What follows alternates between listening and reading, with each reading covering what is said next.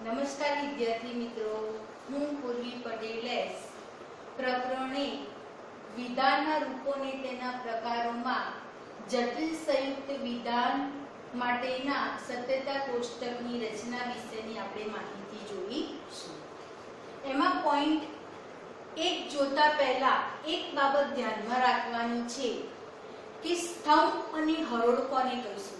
એટલે કે સત્યતા કોષ્ટક જ્યારે આપણે દાખલામાં બનાવીએ ત્યારે આપણે જે ખાના દોરીએ છીએ એના વિશેની માહિતી મેળવવી જરૂરી છે। તો એમાં બે શબ્દો આવે છે, સ્તંભ અને હરોળ। તો અહીંયા મેં લખ્યું છે સ્તંભ કોને કહીશું અને હરોળ કોને કહીશું। તો સ્તંભની વાત કરીએ તો ઉપરથી નીચે સુધીના ખાનાને સ્તંભ કહે છે, જ્યારે હરોળની અંદર એમ કહી શકીશું કે ડાબીથી જમણી બાજુના આડા ખાનાને હરોળ કહે છે। હવે આપણે ત્યારબાદ સત્યતા કોષ્ટકમાં આદ્ય સ્તંભની રચનાને લગતા નિયમ વિશેની માહિતી મેળવીશું। આપણે જે દાખલો ગણવાનો છે એમાં બે પ્રકારના સ્તંભો આવે છે, આદ્ય સ્તંભ અને ગૌણ સ્તંભ। તો આદ્ય સ્તંભ શું છે એના વિશેની આપણે વાત કરીએ તો આમાં આપણે કહી શકીએ કે કોઈ પણ સંયુક્ત કે જટિલ સંયુક્ત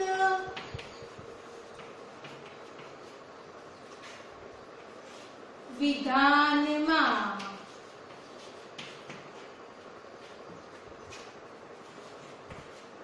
જેટલા સાદા વિધાનો હોય છે તેટલા શું કહેવામાં આવે છે? આદ્ય સ્તંભો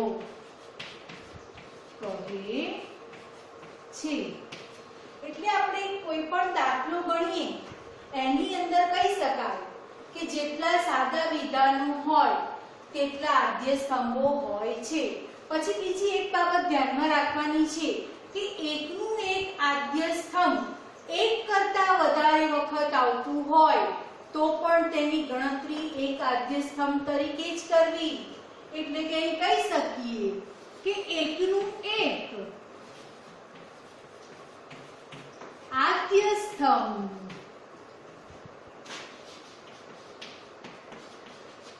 એક કરતા વધારે વખત આવતું હોય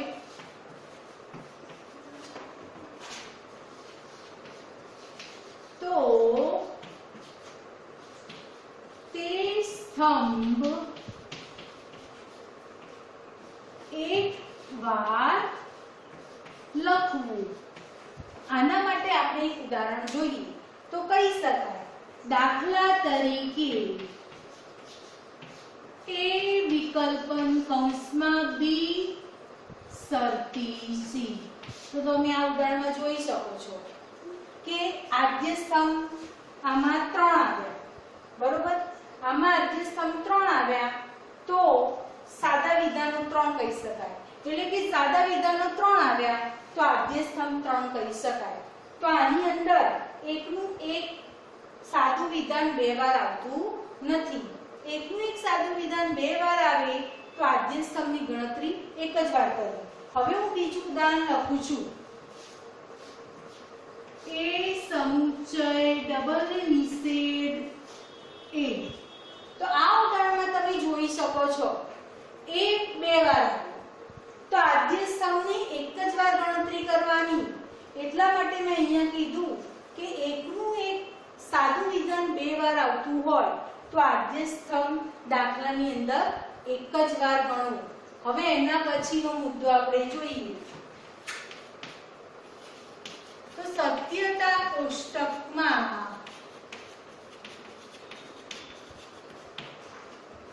હરોળની સંખ્યાને લગતો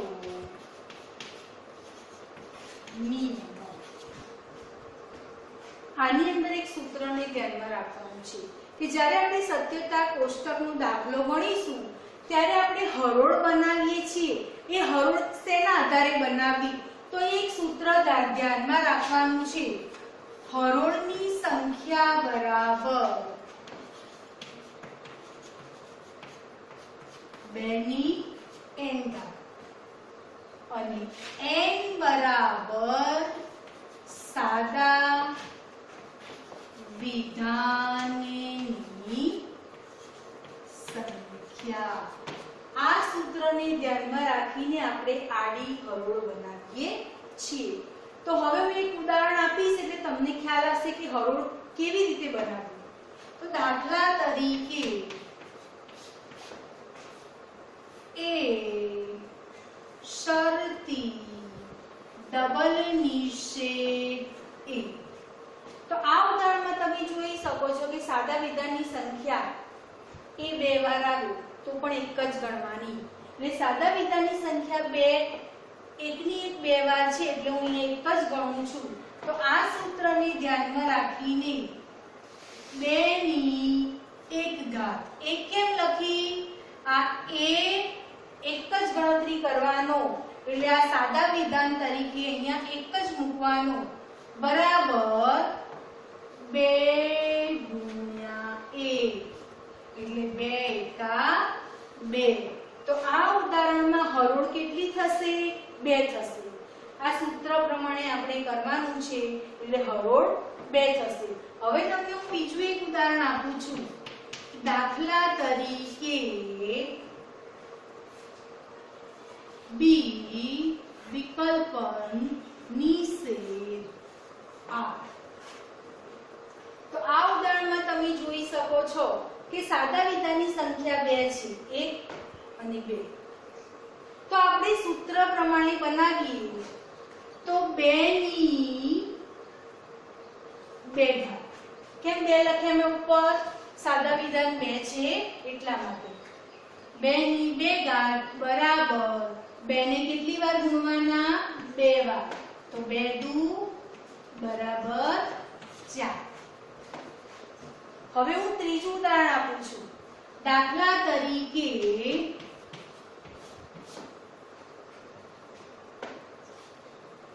m શરતી n વિકલ્પન o। તો આ ઉદાહરણની અંદર તમે જોશો કે સાદા વિધાનની સંખ્યા કેટલી છે 1 2 અને 3। જો સાદા વિધાનની સંખ્યા 2 હોય તો 2 ને કેટલી વાર ગુણવાના 3 એટલે 2 ની 3 ઘાત બરાબર 2 ગુણ્યા 2 ગુણ્યા 2। તો અહીંયા હું લખું છું 2 દુ 4 4 દુ 8। તો અહીંયા હું લખી શકીશ હરોળની સંખ્યા કેટલી થશે 8।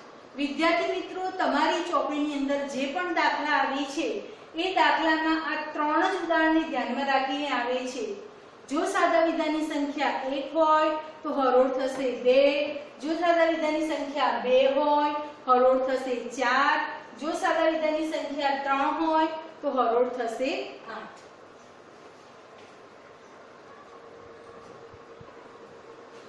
વિદ્યાર્થી મિત્રો, આપણે સત્યતા કોષ્ટકનો જે દાખલો ગણીશું એમાં ટી અને એફ 2 ઊભા સ્તંભો ગણવાના છે। હવે એની અંદર ટી કેટલા આવશે અને એફ કેટલા આવશે એ આ પોઈન્ટમાં આપણે જોવાનું છે। હું એક ઉદાહરણ આપું છું, દાખલા તરીકે એ સમુચ્ચય નિષેધ। હવે આ ઉદાહરણમાં તમે જોઈ શકો છો કે સાદા વિધાનની સંખ્યા કેટલી છે તો 1 જ। કેમ 1 જ છે?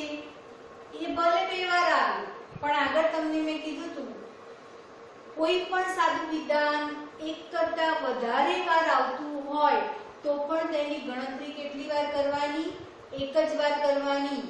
એવી જ રીતે અહીંયા આપણે જોઈ શકીએ કે એ બે વાર આવ્યો છે તો પણ આપણે એને એક જ ગણતરીમાં લેવાનો છે. હવે અહીંયા આપણે જોઈશું કે સાદા વિધાનને શું કહેવામાં આવે છે તો આદ્ય સ્તંભ. જે કારકો સાથે જોડાયેલા છે તેને શું કહેવામાં આવે છે તો ગૌણ સ્તંભ. તો અહીંયા આ આદ્ય સ્તંભ છે અને આ ગૌણ સ્તંભ છે. બરાબર. હવે અહીંયા આપણે એ અને નિષેધ એની અંદર આપણે કહી શકીએ કે કેવી રીતે ટી અને એફ ની ગોઠવણી કરીશું. તો અહીંયા હું લખું છું એ, અહીંયા હું લખું છું નિષેધ એ. તો આની અંદર ઊભું સ્તંભ ધ્યાનમાં રાખવાનું છે. તો આની અંદર કહી શકાય કે પહેલો ટી પછીનો એફ. બીજા સ્તંભમાં આનો નિષેધ છે એટલે એનાથી વિરુદ્ધનું લખવાનું. અહીંયા ટી હોય તો અહીંયા એફ લખવાનું, અહીંયા એફ હોય તો અહીંયા ટી લખવાનું. હવે ઉદાહરણ નંબર આવે છે 2. આ તો આપણે કેટલી હરોળની વાત કરી? 2 હરોળની વાત કરી. હવે ઉદાહરણ 2 ની અંદર આપણે જોઈએ એમ વિકલ્પન કૌંસમાં એમ શરતી એમ. તો આ ઉદાહરણમાં તમે જોઈ શકો છો કે સાદા વિધાનની સંખ્યા કેટલી આવે છે 2. આ 1 અને આ 2. તો આપણે આમાં ટી અને એફ ની ગોઠવણી કરીશું. તો અહીંયા 1 2 ટી 2 એફ. બાજુમાં 1 ટી 1 એફ 1 ટી 1 એફ. આના માટે આપણે એમ, આના માટે કરીએ એમ. તો અહીંયા તમે જુઓ છો કે 2 સાદા વિધાન હતા તો ઊભા સ્તંભની અંદર 2 ટી 2 એફ આવ્યા. બીજા સ્તંભમાં 1 ટી 1 એફ 1 ટી 1 એફ. આવું જેટલા દાખલા આવે એમાં 2 ઉદાહરણ આપતા હોય સાદા વિધાનમાં તો દરેક ઉદાહરણમાં આ રીતે જ ગોઠવણી કરવાની. હવે નંબર આવે છે 3.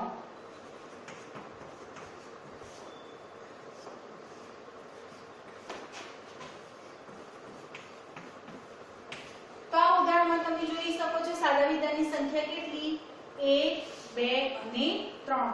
તો આપણે આદ્ય સ્તંભ કેટલા બનાવીશું 3. P Q R.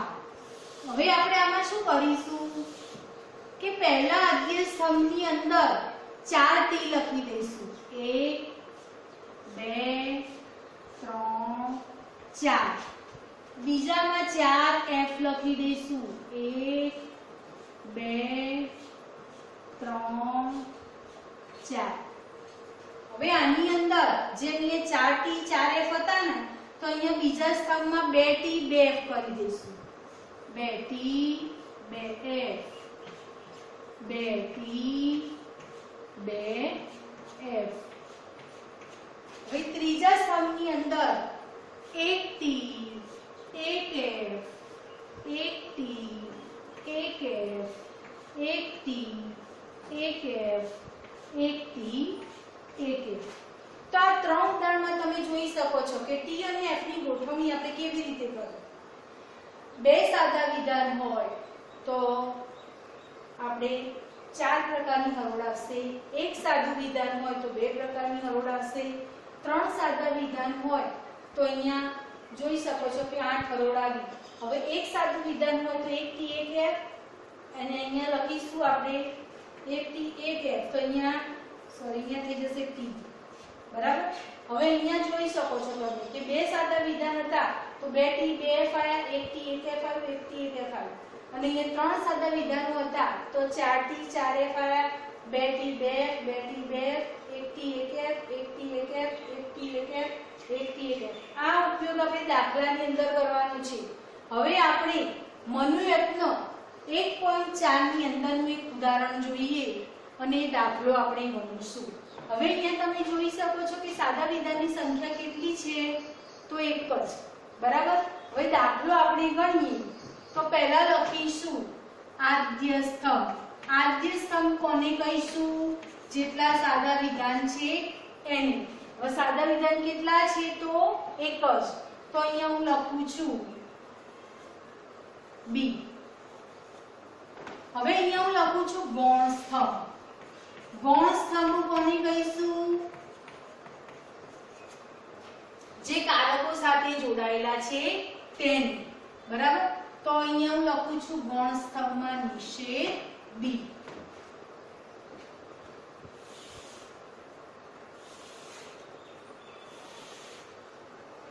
એક અહીંયા બે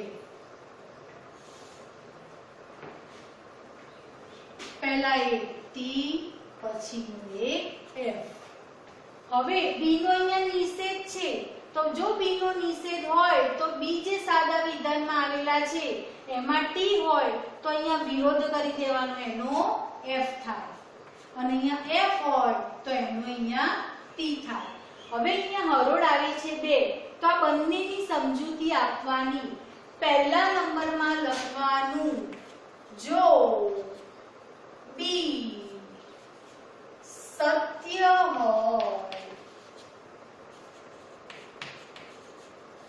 તો નિષેધ બી કેવો બને છે અસત્ય હવે બીજા નંબરનું સમજાવવાનું જો બી અસત્ય હોય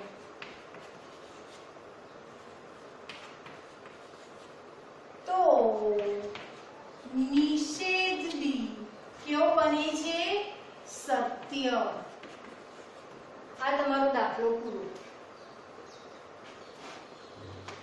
આ હરોળ લખવાની પછી એ હરોળની અહીંયા શું આપવાની છે સમજૂતી હવે અહીં આપણે મનોરત્ન 1.4 નું બીજું એક ઉદાહરણ જોઈએ કે સાદા વિધાનની સંખ્યા કેટલી આવે છે તો 2 તો અહીંયા સાદા વિધાનની સંખ્યા 2 આવે છે તો પહેલા આપણે શું મૂકી દઈએ સાદા વિધાનો p q હવે વિદ્યાર્થી મિત્રો એટલું યાદ રાખવાનું કે તમે જે સ્તંભ બનાવો છો એ સ્તંભની સંખ્યા નક્કી હોતી નથી જ્યારે હરોળની સંખ્યા નક્કી હોય છે હવે જે સ્તંભ બનાવીએ છીએ આમાં બે સાદા વિધાન છે તો અહીંયા હું લખું છું આદ્ય સ્તંભ અને જે કારકો સાથે જોડાયેલા છે હવે આપણે એને કારકો સાથે જોડીશું તો અહીંયા હું લખું છું ગૌણ સ્તંભ હવે કારકો સાથે જોડીએ આપણે તો એટલું p આવી ગયું q આવી ગયું બે સાદા વિધાનો આવી ગયા હવે આપણે અહીંયા શું લખીશું નિષેધ q પછી તમે જોઈ શકો છો કે p પણ આવી ગયું નિષેધ q પણ આવી ગયું હવે આ બંનેને શું કરવાનું છે વિકલ્પની મદદથી જોડવાનું છે તો અહીંયા હું લખું છું નિષેધ q વિકલ્પન p તો અહીંયા તમે જોઈ શકો છો કે હરોળની સંખ્યા નક્કી છે બે સાદા વિધાન છે તો હરોળ 4 આવે પણ અહીંયા કહી શકીએ કે ગૌણ સ્તંભ છે એટલે જે કારકો સાથે જોડાયેલા છે એ બધા જ ભેગા થઈને ગણતરી કરીએ તો અહીંયા 4 પ્રકારના સ્તંભ બને છે પણ અહીંયા સ્તંભની સંખ્યા નક્કી હોતી નથી બરાબર હવે આપણે જોઈ લઈએ કે 4 હરોળ માં ટી અને એફ ની ગોઠવણી કરીએ તો કેવી રીતે બનશે તો અહીંયા હું લખું છું 1 2 અને 3 અને 4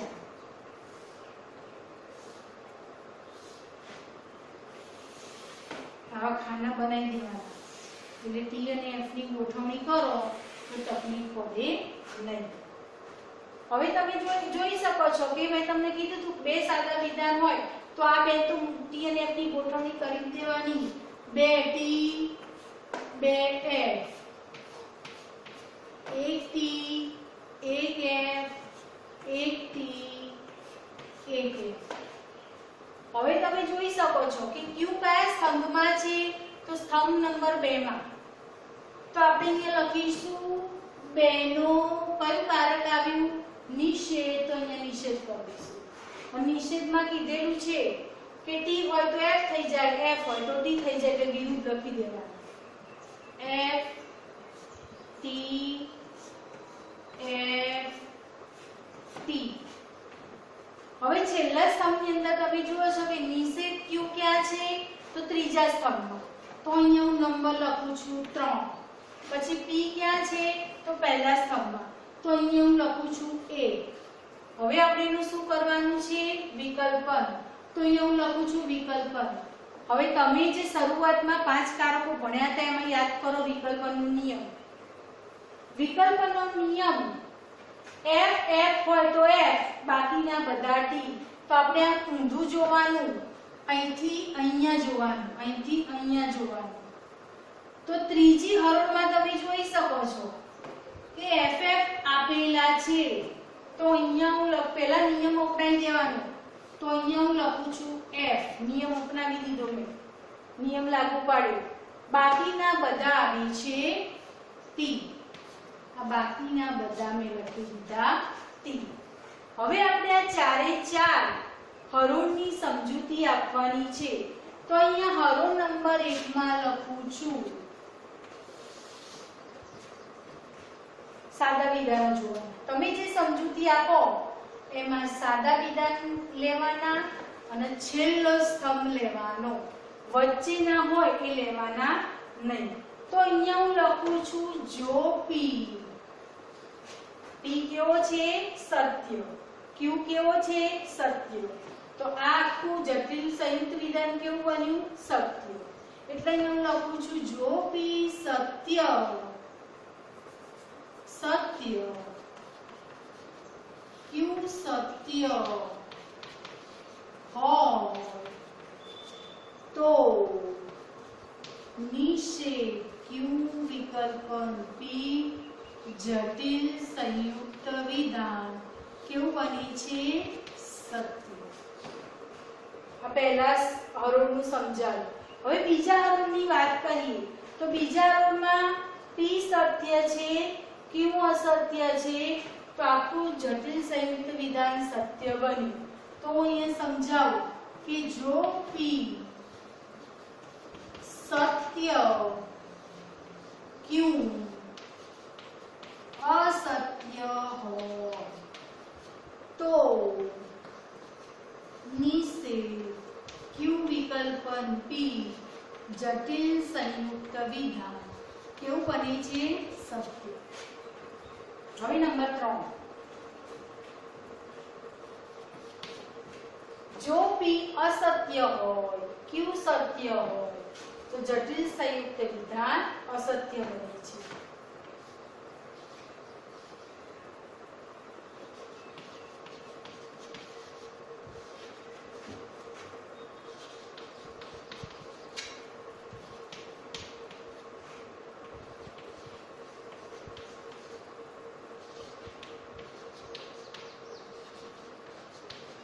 હવે આવે છે છેલ્લો સ્તંભ. જો p અસત્ય હોય, q અસત્ય હોય તો જટિલ સંયુક્ત વિધાન સત્ય બને છે.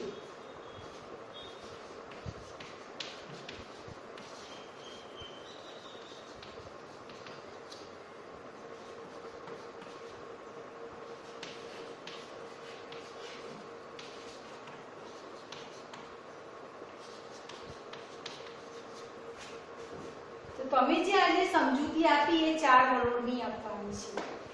નમસ્કાર વિદ્યાર્થી મિત્રો.